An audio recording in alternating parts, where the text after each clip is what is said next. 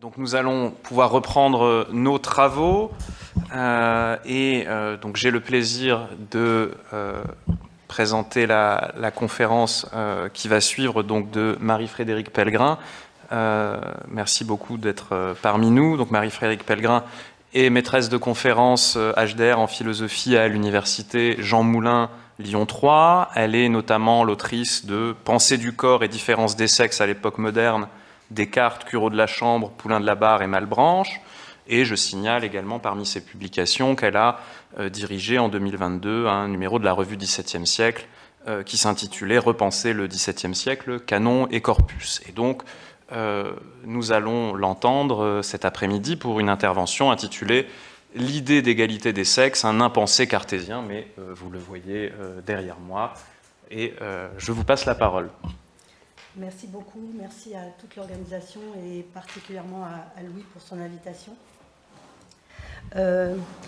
Alors, on peut s'interroger évidemment sur différents types d'égalité, des esprits, des corps, des ethnies, des âges, mais aussi bien sûr des sexes, soit de manière distincte, soit au sein d'une réflexion globale sur l'être humain. Si on distingue entre différents types d'égalité, l'égalité des sexes est un point d'entrée particulièrement significatif pour explorer la question de l'égalité, puisqu'il est à la fois anthropologique, moral, social et politique. Non pas que d'autres types d'égalité ne comportent pas ces différentes dimensions, le concept même d'égalité, d'une certaine manière, les implique, corps, esprit, sexe, ethnie, âge, handicap, ayant des enjeux anthropologiques, moraux, sociaux et politiques tout à la fois, mais l'égalité des sexes confronte face à face, ou côte à côte, les deux parties de l'humanité. Il faut immédiatement répondre à une objection qui se présente face à cette description première. En parlant de deux parties de l'humanité, on semble acter la répartition de l'humain entre deux sexes, selon un modèle binaire discutable. Si l'on s'apprête à procéder ainsi, car c'est bien ce que je vais faire, c'est parce que dans les corpus que je vais soumettre à votre analyse, on pense l'humanité comme divisée entre deux sexes biologiques distincts. Donc c'est pour raisonner d'une manière anthropologiquement cohérente avec les autrices et les auteurs concernés que je vais m'appuyer sur l'idée qu'il y aurait deux sexes biologique. On a dit que c'était ça? Oui. L'égalité des sexes est donc moins un sous-genre de la question de l'égalité que, pour moi, une expérience cruciale concernant la question de l'égalité, du fait qu'elle concentre toutes les perspectives précédemment évoquées, du physiologique au politique, et qu'elle contient une évidence ou une expérience manifeste de l'inégalité. La première question qu'il faut se poser est donc de savoir si le problème de l'égalité entre les sexes est un problème moderne. Est-ce que l'idée d'égalité des sexes est seulement pensée, en général, par quiconque, en philosophie, à l'époque de Descartes? Ne court-on pas ici le risque d'une illusion rétrospective qui ferait plaquer sur une autre époque, la modernité, une problématique contemporaine qui ne lui appartient pas? La réponse, à mon sens, est négative, pour des raisons qui tiennent à la fois, je vais donner deux éléments de réponse, mais il y en aurait d'autres, à la médecine et à certains débats sociopolitiques depuis le Moyen-Âge. Je commence par les débats sociopolitiques. La question de l'égalité des sexes est tout d'abord une question moderne, en ce qu'elle hérite de débats et de polémiques connus sous la dénomination de querelle des femmes. Ce débat sur l'égalité des sexes naît depuis la seconde partie du roman de la Rose écrite par Jean Demain, vers 1264, partie développant de nombreux motifs misogynes, bien loin des thèmes courtois de la première partie rédigée par Guillaume de Loris une trentaine d'années plus tôt. Et on sait que Christine de Pisan décide de répondre à Jean Demain. J'ai rappelé quand même, c'était un moment fort des Jeux Olympiques. Quand Christine de Pisan est sortie des eaux, moi j'avoue que j'avais les larmes aux yeux. Je ne m'y attendais pas du tout et j'étais contre les JO depuis le début, puis là, conversion immédiate. Donc je me suis permise de remettre cette image de Christine de Pisan. Ce débat se poursuit d'écrit en écrit, misogyne d'un côté, philogyne de l'autre, au cours des siècles suivants. Il comporte beaucoup d'arguments topiques de part et d'autre qui sont retravaillés par chaque écrit. Par exemple, un écrit misogyne dira « la femme est née après l'homme de sa côte, donc elle est postérieure et inférieure à lui ». Puis un écrit philogyne dira « elle est créée en dernier, comme la créature la plus parfaite, et elle est faite d'une matière plus noble qu'Adam qui est fait de fange ». Bon, vous voyez ce genre d'argument très topique qu'on retrouve d'écrit en écrit. Au premier abord, ce débat pluriséculaire ne constitue pas une matrice conceptuelle possible pour penser l'égalité. Ça, c'est mon deuxième point concernant la querelle des femmes. En effet, les deux positions, misogyne et philogyne, reposent toutes les deux sur le schème de l'inégalité. Les misogynes considèrent que les femmes sont inférieures aux hommes et les philogynes défendent les femmes comme supérieures aux hommes dans cette littérature-là. Ça, c'est important à noter. Je vous donne un petit exemple. Une dame que vous connaissez, c'est pas du tout ça. Où est-ce qu'elle est, ma petite dame? Ah, c'est un vieux PowerPoint. Ce n'est pas la dernière version, j'ai changé depuis. Alors, attends, parce qu'elle doit être un peu plus tard, ma petite dame, quand même, je voulais vous montrer sa vraie tête. Parce que nous, on la connaît sous les traits d'Isabelle Adjani. Magnifique. Mais c'est Marguerite de Valois, la reine Margot. Oh, elle n'y est pas. Bon, tant pis. Ben, vous n'aurez pas la reine Margot. J'avais un petit texte où Marguerite de Valois, qui a écrit en 1614 tout un écrit pour défendre les femmes, explique que les femmes sont supérieures pour telle raison aux hommes. Et elle part du corps pour arriver à l'esprit. Hein. Donc, on a un écrit proto-féministe, celui de Marguerite de Valois, et qui montre bien que le schème est celui de la supériorité des femmes sur les hommes. Donc, a priori, ce n'est pas dans cette querelle que je vais trouver des éléments importants pour défendre la question de l'égalité et l'explorer. Cependant, rupture. J'aime pas ce PowerPoint. Ah bah si, elle est là, ma petite Marguerite de Valois, sauf que j'ai oublié de mettre sa tête, qui ressemble pas du tout à Isabelle Adjani. Bon, vous avez le texte, et vous voyez qu'il n'y a que le schème de la supériorité qui est développé. Donc, cependant, dans cette querelle des femmes, où l'un est toujours supérieur à l'autre, il y a un coup de tonnerre, il y a une nouveauté qui apparaît, avec l'écrit de Marie de Gournay. La philosophe Marie de Gournay intitule son ouvrage, en effet, vous le voyez, « L'égalité des hommes et des femmes », donc titre très explicite. On est en 1622, et ça marque un tournant dans les arguments relevant de la querelle des femmes. Elle renouvelle complètement le genre de l'écrit philogyne. Les femmes ne réclament plus des qualités supérieures et spécifiques que n'auraient pas les hommes. Elles ne veulent pas être objet de vénération comme dans les pratiques sociales courtoises ou galantes plus tard. Elles veulent être les égales des hommes. Et cet ouvrage est discuté et bien connu à son époque dans l'Europe entière. Donc, c'est mon premier point, on ne peut pas dire, pour cette première raison, que la question de l'égalité entre les sexes n'est pas discutée au XVIIe siècle. Deuxième élément, je me tourne cette fois-ci vers les traités médicaux. La question de l'égalité des sexes se pose ensuite au sein de la science de l'être humain, dans énormément de traités psychophysiologiques importants de la modernité. La question est prégnante. Je développerai ici un exemple. Vous avez rappelé tout à l'heure le titre de mon livre, c'est un exemple que j'ai particulièrement travaillé. C'est l'exemple de Marin Curot de la Chambre, médecin et conseiller de Louis XIV. Dans deux ouvrages ayant bénéficié d'une grande diffusion au XVIIe siècle, Les caractères des passions et l'art de connaître les hommes, il entend proposer une anthropologie complète qui part d'une analyse physiologique puis psychologique afin d'aboutir à une morale et même à une politique. Cette anthropologie puise à différentes sources, se nourrissant de plusieurs influences, dont celles prégnantes d'Aristote, Hippocrate et Galien. Et ces trois principales sources développent des conceptions, vous le savez, inégalitaires des qualités corporelles ou intellectuelles selon que l'on est homme ou femme. Cependant, ce qui m'a intéressé pour notre propos d'aujourd'hui, c'est qu'il y a un passage chez Curot où il analyse l'hypothèse d'une égalité corporelle et psychique des hommes et des femmes en s'appuyant non plus sur Aristote et sa tradition Hippocrate-Galien, mais sur Platon. Et la référence, on la connaît tous. Et toutes, c'est évidemment le mythe des androgynes. Dans le banquet de Platon, le magnifique discours d'Aristophane. Le mythe des androgynes peut donner lieu à des interprétations égalitaires. Être parfait lorsqu'il est uni, l'androgyne monte sur l'Olympe, vous vous souvenez, il se prend pour un dieu, il est plein d'hubris, de démesure, et en châtiment de cette démesure, les dieux de l'Olympe les précipitent en bas de la montagne et ils se scindent en deux. Lors de cette scission, on peut supposer que l'androgyne est coupé en deux parties égales. Regardez, je lis, cette première union de l'homme et de la femme n'est autre chose que la nature humaine qui contient les deux sexes et qui a pour corps ce juste tempérament qui est semblable à la figure ronde dont toutes les parties sont égales et uniformes. Mais dans la séparation qui a été faite de cette nature en deux sexes, ce tempérament a été divisé en deux. Alors le mais nous alerte déjà, mais pour l'instant, égal et uniforme, et puis c'est séparé en deux.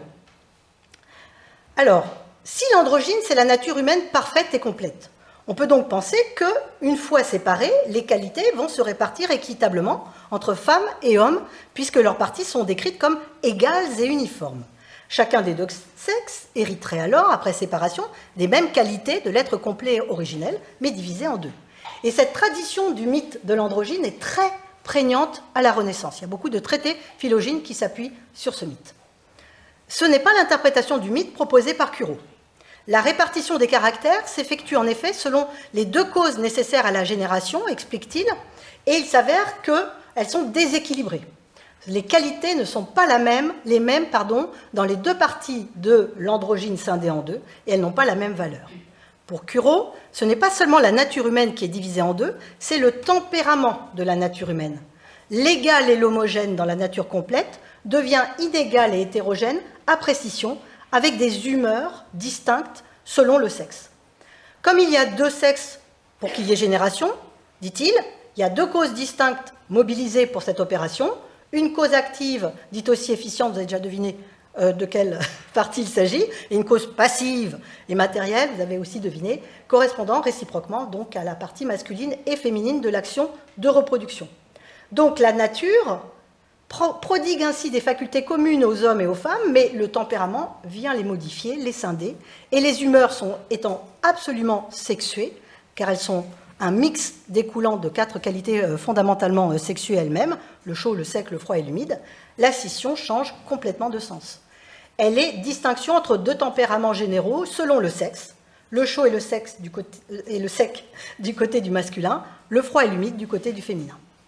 C'est ce que la reprise du mythe de l'androgyne a en réalité pour charge de faire comprendre, donc l'inverse de ce qui se passait dans la tradition renaissante. La répartition des qualités naturelles de l'être humain s'effectue de fait selon le sexe. C'est le texte suivant. La nature s'est proposée de donner à l'homme, outre les facultés qui conviennent à son espèce, celles qui sont propres à son sexe, à savoir la vertu active pour engendrer et la sécheresse pour servir d'instrument à cette vertu, comme elle a donné à la femme la puissance passive et la froideur et l'humidité pour faire la fonction de la cause matérielle. On voit donc que le mythe de l'androgyne sert à éprouver l'hypothèse d'une égalité entre les sexes, mais que celle-ci est repoussée pour des raisons physiologiques liées à la procréation.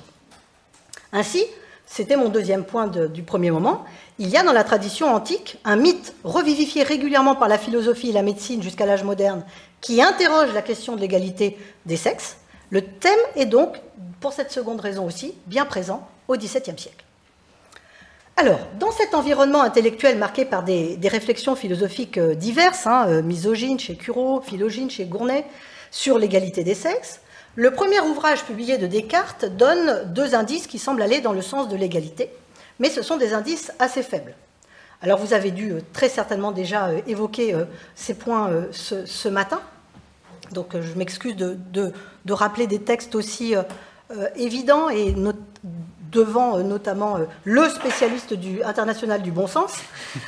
Donc évidemment, la première phrase du DM, donc c'est un premier indice. Il y a quand même l'idée que ce bon sens est naturellement égal en tous les hommes.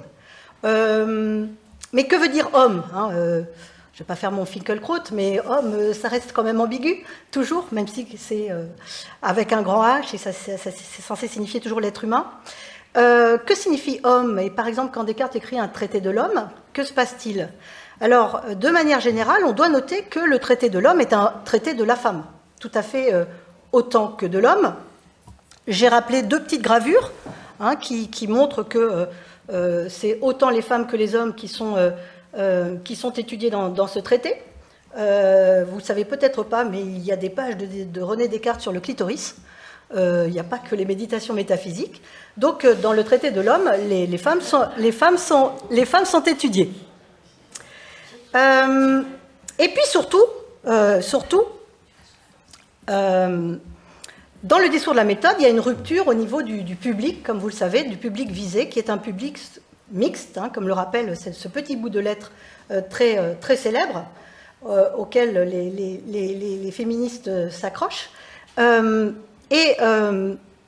L'idée qui ressort de tous ces indices, ce sont que des petits indices, d'accord, on n'a pas, là pour l'instant, je n'ai pas mobilisé un texte ou quelque chose de très explicite. Tous ces indices montrent que Descartes ne postule pas d'infériorité intellectuelle particulière chez les femmes.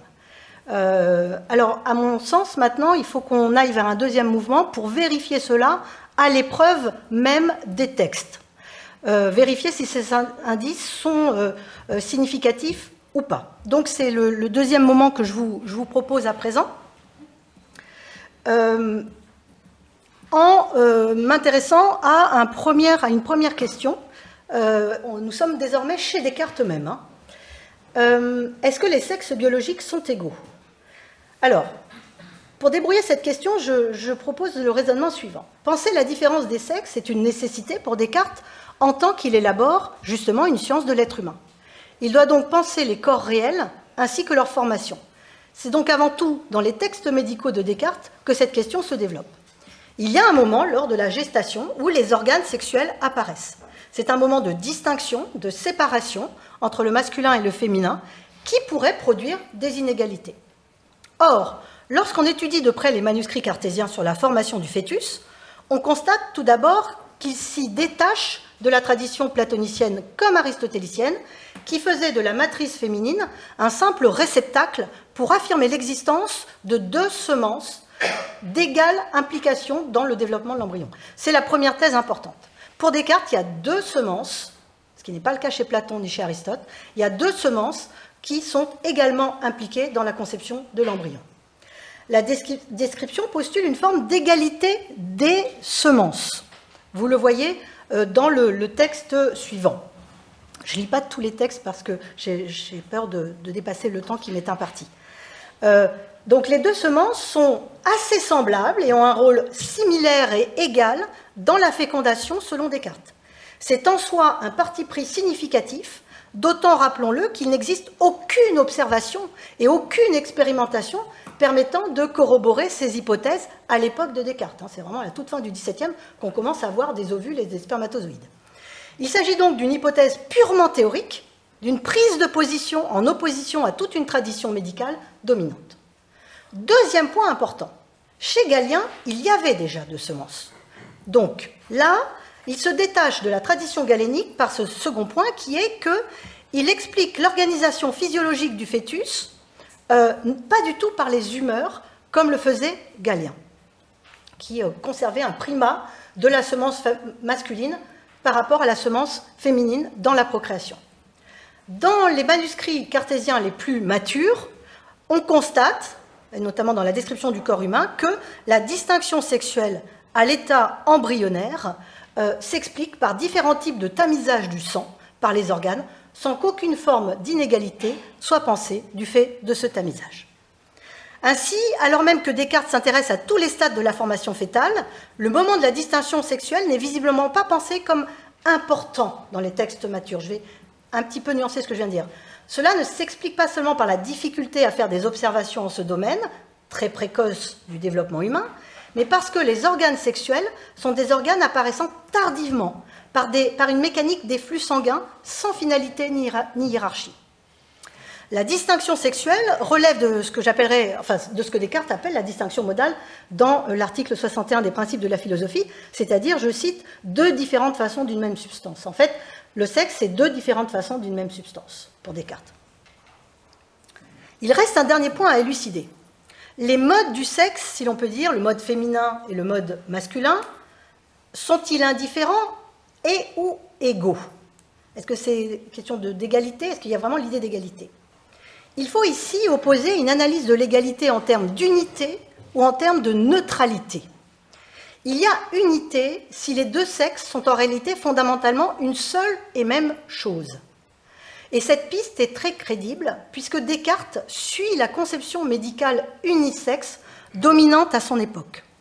À son époque, je ne sais pas si vous connaissez tout ça, les deux sexes sont considérés en fait comme la même chose inversée. Alors, j'ai pris cette gravure parce qu'elle me paraît absolument délirante. Ça, c'est censé être un sexe féminin. Je ne sais pas à quoi ça vous fait penser, mais moi, ça ne me fait pas penser à un sexe féminin, ça me fait penser un petit peu à un sexe masculin, tout de même beaucoup.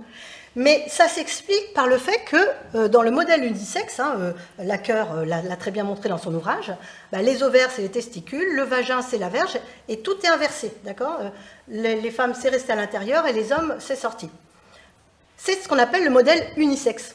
Et Descartes est partisan de ce modèle assez largement. Il reprend ce modèle. Donc, il pourrait aller du côté, vous voyez, d'une unité de sexe. Il pourrait penser le sexe comme unité. Alors, je ne vais pas jusque-là. Je trouve qu'on n'a pas assez d'éléments. Je m'explique. Il me paraît un petit peu imprudent donc, de parler d'unité de sexe dans ces manuscrits. En réalité, Descartes cherche bien à distinguer les rôles de chaque semence. Il cherche bien à distinguer les rôles de chaque semence, mais il n'a aucun moyen expérimental de le faire. Donc, en fait, il dit, je postule qu'elles ont une fonction et une forme similaires, et j'attends des expériences avec impatience. Voilà. Donc, on ne peut pas conclure à l'unité de sexe, et je vais parler plutôt de neutralité de sexe dans la pensée physiologique cartésienne. La diversité sexuelle n'est pas essentielle à la connaissance du corps, notamment humain. La description de sa formation et de son développement ne nécessite pas son explicitation, même si la curiosité scientifique de Descartes n'ayant aucune limite, ça l'intéresse beaucoup. Donc, je résume la situation. D'une part, Descartes s'intéresse beaucoup à la formation du fœtus et donc aux semences et à la gestation la permettant. D'autre part, il considère que le moment de la différenciation sexuelle dans ce processus n'est pas déterminant pour en comprendre le développement. Et ce point est essentiel, car le sexe n'est chez Descartes qu'une différence modale, sans conséquence particulière sur l'ensemble du corps et a fortiori sur l'ensemble du composé psychophysique. Ainsi, l'analyse des hypothèses cartésiennes sur la formation des sexes rejette les descriptions inégalitaires de la médecine antique, affirme un premier stade d'égalité entre semences et renonce en définitive à faire de la différence sexuelle quelque chose de décisif, voire d'important, dans le développement du corps lors de la gestation. Voilà les trois conséquences qu'on peut tirer des analyses de ces manuscrits. Mais, lorsque le corps est formé, peut-on y observer des différences notables selon le sexe biologique de l'individu?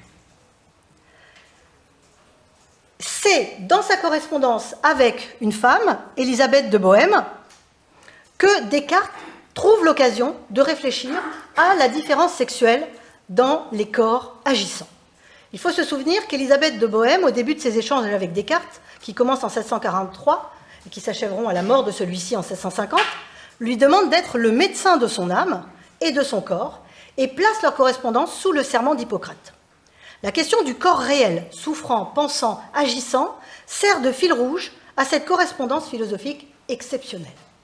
Or, Élisabeth parle à Descartes de son corps, qui est un corps mélancolique et malade le plus souvent, en insistant sur sa faiblesse. Si ma vie vous était entièrement connue, vous trouveriez étrange qu'un esprit sensible comme le mien s'est conservé si longtemps parmi tant de traverses dans un corps si faible, sans conseil que celui de son propre raisonnement et sans consolation que celle de sa conscience. Elle demande, à partir de sa propre expérience, que Descartes lui explique comment l'âme peut guider le corps, plutôt que de simplement le subir, et elle développe l'idée d'un moi pensant constamment menacé par les soubresauts du corps. Il est très difficile à comprendre qu'une âme, comme vous l'avez décrite, après avoir eu la faculté et l'habitude de bien raisonner, peut perdre tout cela par quelques vapeurs, et que, pouvant subsister sans le corps et n'ayant rien de commun avec lui, elle en soit tellement régie. C'est-à-dire que même les bonnes habitudes ne sont pas capables d'empêcher que le corps dicte sa loi au moi. Or, ce corps affecté, qui altère souvent le travail de l'esprit, se révèle spécifique. C'est le corps d'une femme. Comme vous le savez peut-être, à l'époque, les vapeurs désignent les menstruations. Je vous ai rappelé en rouge, évidemment, puisqu'on parle de menstrues, une définition de Furetière sur les vapeurs de la matrice féminine. Ça veut dire que cet exemple des vapeurs fait allusion à une faiblesse corporelle qui pourrait engager la différence sexuelle, à une particularité. Je ne vais pas parler de faiblesse parce que c'est évidemment pas une faiblesse, mais chez Élisabeth, c'est associé à l'idée de faiblesse. Et elle convoque cette idée à plusieurs reprises dans son échange avec Descartes. Il y a une spécificité de sa physiologie qu'elle veut discuter avec Descartes et qu'il n'a jamais pensé avant elle, qui est le fait qu'elle est une femme. C'est quand même tout à fait sidérant, ça. J'ai ici un autre exemple, j'ai peut-être pas le temps de le lire, mais vous voyez les deux points en gras, et c'est ces deux points qui me paraissent importants. Parce que, outre une évocation à nouveau de ces vapeurs, Élisabeth insiste sur les contraintes imposées au corps féminin, et notamment le manque d'exercice. Dans la correspondance avec Descartes, elle dit tout le temps « mais moi je voudrais partir à cheval, venir vous rendre visite, me balader, et je ne peux pas, parce que je suis une femme, c'est insupportable. Elle a envie de faire du sport. » Il ne faut pas toujours en faire, visiblement, hein. Mais bon, elle a envie. Donc, Élisabeth donne l'occasion à Descartes d'examiner des disparités corporelles entre les sexes au sein d'une correspondance qui porte largement sur le corps et son vécu. Voilà. Alors, étant donné le temps qui m'est imparti, je passe un petit peu. En concluant ce deuxième mouvement, en fait, l'idée de faiblesse, donc l'idée que je voulais développer, c'est que Descartes ne reprend absolument pas le thème des vapeurs et de la faiblesse du corps féminin. Il n'y a qu'une seule occurrence du mot faiblesse associée au sexe féminin chez Descartes, et elle est dans une lettre privée et elle a un tout autre sens. Je voulais le développer, mais je n'ai pas le temps. Donc ce n'est pas du tout un thème qu'on trouve dans les Passions de l'âme, ce n'est pas du tout un thème qu'il reprend dans sa correspondance avec Élisabeth, alors qu'à plusieurs reprises, elle insiste sur ce thème. Donc pour moi, ce n'est pas un hasard, parce qu'ils discutent de tout, hein. L'un et l'autre. Il reprend en revanche la question de l'exercice des filles, de la manière dont on élève les filles, etc., jusque dans sa dédicace à Élisabeth dans les principes de la philosophie. Donc s'il ne reprend pas ce point, c'est qu'il y a un point. C'est-à-dire que pour lui, en fait, il n'y a pas d'expression sexuée des passions, et le sexe n'est pas un paramètre explicatif en ce domaine. Donc en fait, ce à quoi on aboutit, c'est à l'idée que chez Descartes, le sujet est universel, et donc il est asexué. Alors, il y a eu beaucoup de gens qui ont dit, il y a beaucoup de gens qui considèrent que Descartes est un jalon très important dans la masculinisation du savoir, pour tout un tas de raisons qu'on expliquera dans la discussion si ça vous intéresse. Mais il ne faut pas oublier que asexuer les corps, c'est une forme de féminisme à cette époque. C'est-à-dire, c'est l'idée qu'il y a un sujet universel et que donc on ne peut pas, dès le niveau corporel, expliquer que les femmes ne sont pas capables de faire les mêmes choses que les hommes. Donc c'est ce point sur lequel je voudrais insister, en vous rappelant donc que Descartes dédicace les principes de la philosophie à Élisabeth de Bohême et qu'il la présente comme une exception, non pas parmi les femmes, mais parmi le genre humain. Hein, donc ça, c'est important. Donc ça, c'était mon petit exemple que je n'ai pas eu le temps de développer. Et j'en arrive au troisième moment. Je partirai d'une petite accroche que je n'ai pas le temps de développer, qui est ce que souligne la philosophe d'obédience cartésienne Gabrielle Suchon. Elle dit que l'inégalité entre les sexes, c'est un problème philosophique fondamental. Vous voyez la citation sur le PowerPoint. Et je voudrais partir de là. C'est-à-dire que chez les cartésiens de la seconde moitié du XVIIe siècle, en fait, vont se saisir de cette question. À la fois Gabrielle Suchon et mon petit chéri, Poulain de la Barre. Donc, la première chose que je traiterai dans ce dernier moment, donc, c'est l'idée, chez les lecteurs de Descartes et les disciples de Descartes, qu'en fait, l'égalité des sexes est la seule déduction logique à faire d'une lecture de Descartes. Donc, Poulain de la Barre, il a écrit 3 traités féministes et cartésiens à la fois. Et à la suite de Gournay, vous voyez que son premier traité indique dans son titre l'idée d'égalité. Hein, on est en 1673. Dans ces 3 ouvrages, publiés en rafale, Poulain démontre une égalité corporelle, intellectuelle entre les hommes et les femmes qui doit avoir des conséquences publiques, sociales et politiques, dans les métiers, etc. Et selon lui, toute personne qui fait de la vraie philosophie trouverait qu'il y a des raisons physiques qui prouvent invinciblement que les 2 sexes sont égaux pour le corps et pour l'esprit.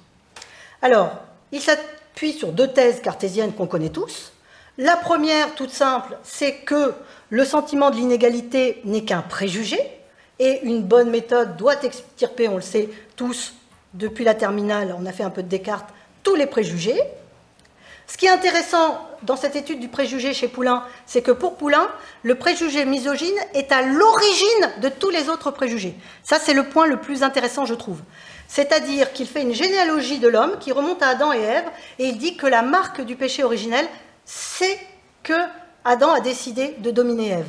C'est la marque originelle du péché, la misogynie.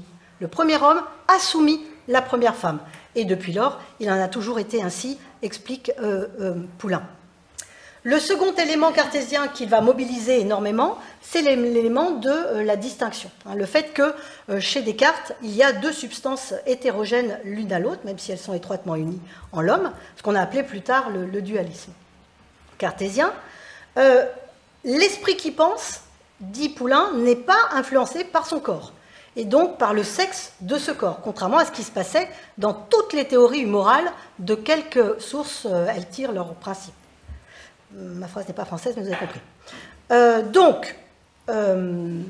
Il s'oppose ici à Cureau, par exemple. Il commente beaucoup Cureau de la Chambre en disant c'est n'importe quoi.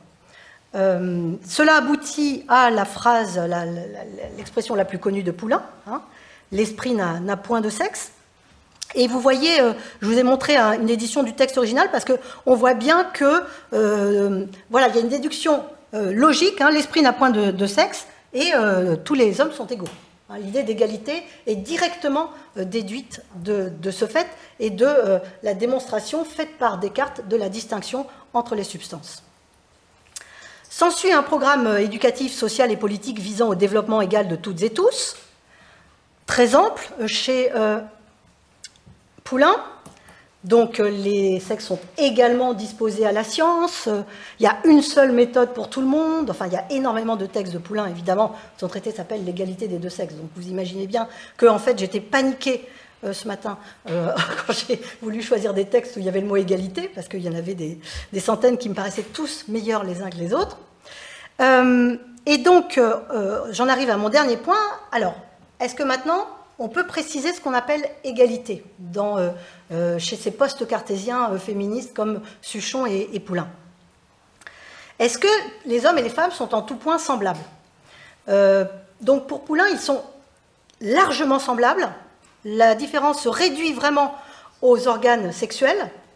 Mais le point le plus important, c'est que Poulain insiste sur le fait que admettre des différences n'est pas admettre des inégalités. C'est le champ conceptuel de l'égal et de l'inégal qu'il faut entièrement repenser.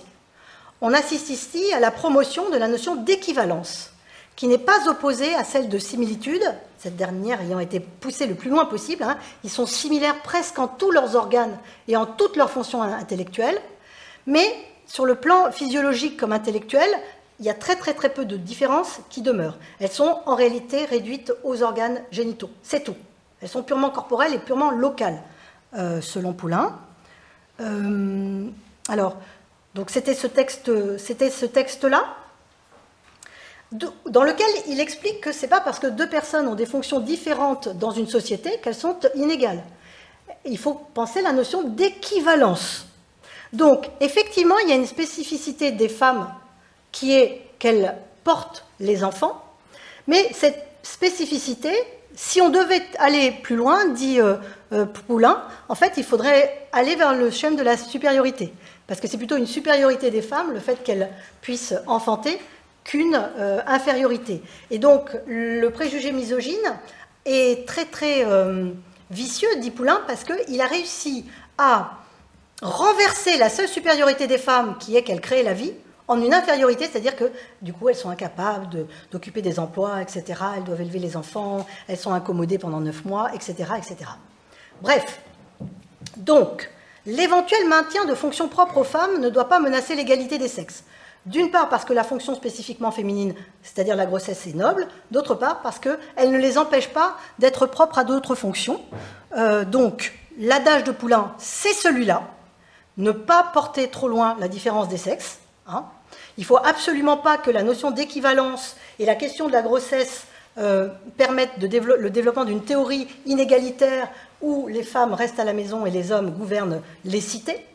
Et d'ailleurs, Poulain aime beaucoup développer des exemples qui montrent qu'en réalité, l'idée que la femme est indisposée par la grossesse et handicapée par la grossesse n'a aucun sens. Donc là, je vous ai mis une petite enluminure qui représente une couvade dans le Pays basque. Hein, vous connaissez peut-être cette tradition en ethnologie qui fait que c'est l'homme qui prend le lit et qui mime la grossesse, l'accouchement et la dépression postpartum alors que sa femme est au travail. Donc ça a été très étudié en ethnologie. Et puis évidemment, il prend aussi l'exemple topique du royaume des Amazones. Donc, il y a bien égalité des deux sexes dans l'habilitation aux emplois publics. La fonction propre aux femmes ne les écarte pas de l'espace public. On affirme d'abord qu'elle est équivalente en noblesse et en utilité aux occupations publiques, et on précise ensuite qu'elle ne les disqualifie pas pour ces occupations, bien au contraire, puisque cette tâche naturelle est noble. Je conclus. Donc, ce qu'on a vu, c'est que le cartésianisme peut constituer une matrice conceptuelle naturelle pour le féminisme. Pourquoi? Parce que le cartésianisme égalise les esprits et distingue les mérites selon d'autres critères que les critères sexués. Les ouvrages de Poulain et de Suchon le prouvent amplement au XVIIe siècle lui-même. Tout comme chez Descartes, pour Poulain, le sexe n'est pas essentiel pour distinguer des qualités naturelles. En revanche, Poulain effectue tout un travail philosophique pour montrer à quel point le sexe est un critère essentiel de distinction et d'inégalité dans la plupart des cultures humaines. L'important est d'affirmer une égalité naturelle à partir de laquelle se déploient des mérites différents et que la différence des sexes ne peut jamais évaluer. Je vous remercie.